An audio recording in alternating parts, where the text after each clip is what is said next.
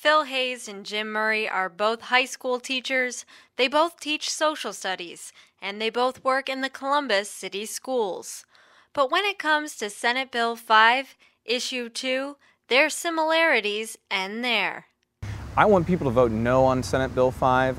I want them to vote no on Issue 2 because it's an unfair, unsafe law that hurts us all. I see, talking to people as an opportunity to explain why I support Issue 2, and it's because I think it's going to benefit everyone. Murray supports merit pay and changes to collective bargaining. I see where it came about. I teach where it came about. I'm teaching it right now, Industrial Revolution and, unions and fighting for rights and things of that nature. But I think in today's educational system, I would prefer to bargain for myself. Hayes is serious about protecting seniority and collective bargaining rights, including the right to strike. I think collective bargaining is important because it allows both sides to sit down at the table and come to a mutual agreement. And neither side can actually force their opinions or their suggestions or their solutions on each other, but it's a shared decision-making process. Many teachers have been vocal about their opposition to SB5. There's quite a bit of talk among my colleagues about Senate Bill 5, about Issue 2. They're wanting to know how they can help, what they can do, if they can canvass or phone bank. Murray realizes his views may not be popular amongst some other teachers.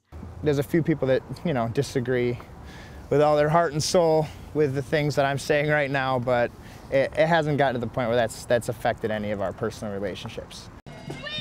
With the publicity of this issue, both teachers' students have brought it up in class. They did last year, and I gave them both sides, which was tough for me, but they needed to be educated both ways. And we followed it in the media quite a bit because they were interested in it. It's really helped me kind of teach my class.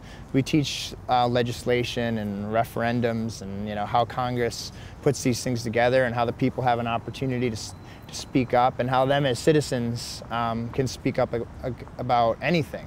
Despite their differing views, these teachers share the motivation to speak their minds. I got involved in the first place simply because it was an attack on teachers, it was an attack on firefighters, an attack on police officers.